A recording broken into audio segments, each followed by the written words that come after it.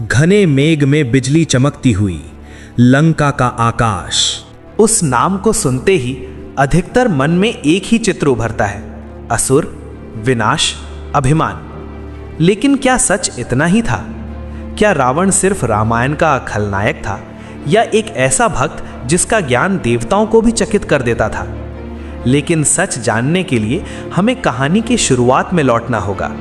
ये कथा है त्रेता युग की, जब धर्म और अधर्म के बीच रेखा बहुत पतली थी।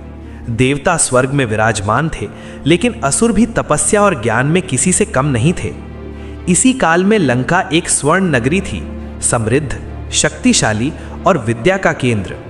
और इस नगरी का राजा था दशानन रावण। रावण कोई साधारण असुर नहीं था, वो था ऋषि पुलस्त्य का वंशज, ब्रह्मा के पुत्र का वंश। माँ कैकसी और पिता विश्रवा दोनों ही महान ज्ञान के धरोहर। मतलब रावण के रगों में ही वेद, मंत्र और तपस्या बसी थी। लेकिन फिर उसका नाम अंधकार से क्यों जोड़ा गया?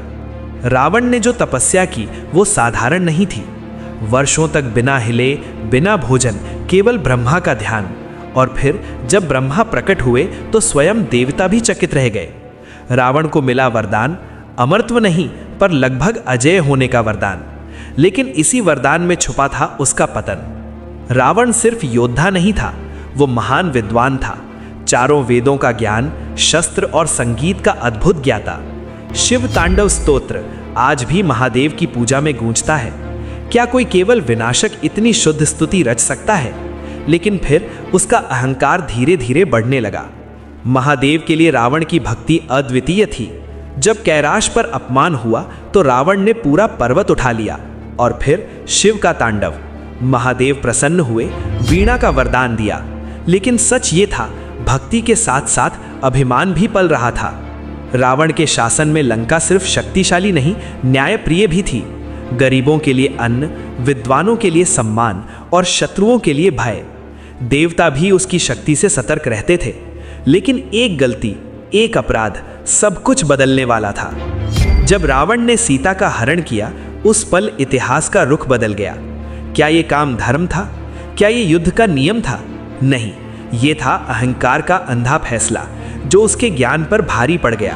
और फिर राम का प्रतिज्ञा। ये युद्ध सिर्फ दो व्यक्तियों का नहीं था, ये था धर्म और अधर्म के बीच अंतिम संघर्ष।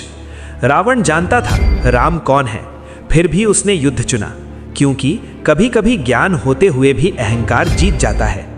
अंतिम क्षण में जब रावण जमीन पर गिरा, राम ने लक्ष्मण को भेजा, इस महान विद्वान से ज्ञान लो। ये पल सबसे बड़ा सच बताता है। दुश्मन होने के बाद भी रावण ज्ञान का सागर था। रावण की मृत्यु के साथ सिर्फ एक असुर नहीं मरा, एक युग का अभिमान टूटा। एक महान विद्वान जो अपने ही ज्ञान के बोझ तले दब गया। देवता जीते, लेकिन एक भक्ति भरा मन हार गया। रावण को सिर्फ खलनायक बनाना, इतिहास को आधा देखना है। वो भक्त भी था, विद्वान भी और शक्तिशाली शासक भी। लेकिन सच ये है, ज्ञान बिना विनम्रता के विनाश का कारण बन जाता है। और यही रावण का सबसे बड़ा श्राप था। कहानी यही खत्म नहीं होती। कलयुग में भी रावण जिंदा है, कभी अहंकार में, कभी शक्ति के घमंड में।